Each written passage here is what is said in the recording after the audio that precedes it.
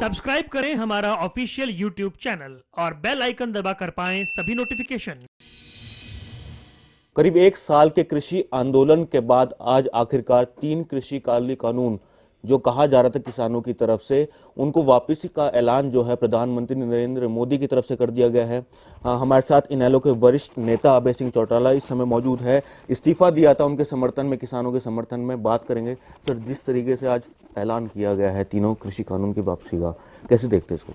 बारी बारी से जब ये आंदोलन शुरू हुआ था तो सरकार की तरफ से निमंत्रण दिया जाता था किसान संगठन्स को कि आप आओ और हमारे से बातचीत करो, और उस बातचीत के दौरान ये समझाने की कोशिश की जाती थी और ये पूछा जाता था कि इसमें काला क्या है, इसमें गलत क्या है। और जो किसान संगठन थे वो विस्तार से एक एक पॉइंट के ऊपर चर्चा करके आए और उन्होंने एक एक पॉइंट पे बताया था कि किस तरीके से आपने ये जो कानून बनाए हैं इसमें क्या क्या कमियां और खामियां हैं। उस वक़्त ये कह करके वो मीटिंगें ख़त्म कर दी जाती थी कि हम संशोधन कर सकते हैं लेकिन हम कानून ख़त्म नहीं करेंगे।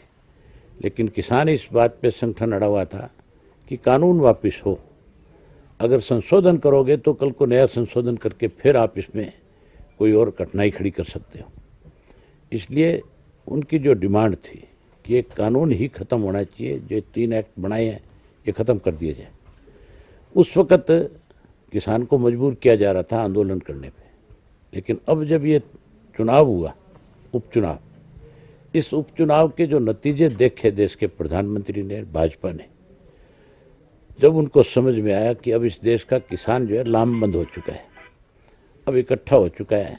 एक साल का समय बहुत लंबा समय होता है और बहुत सी इस दौरान मृत्यु भी जो है बॉर्डरों पे हुई किसानों की, और जिस तरीके से आज ये एक साल बाद फैसला लिया गया है, देरी नहीं मानी जा सकती? आप तो इसको देरी कहते हो।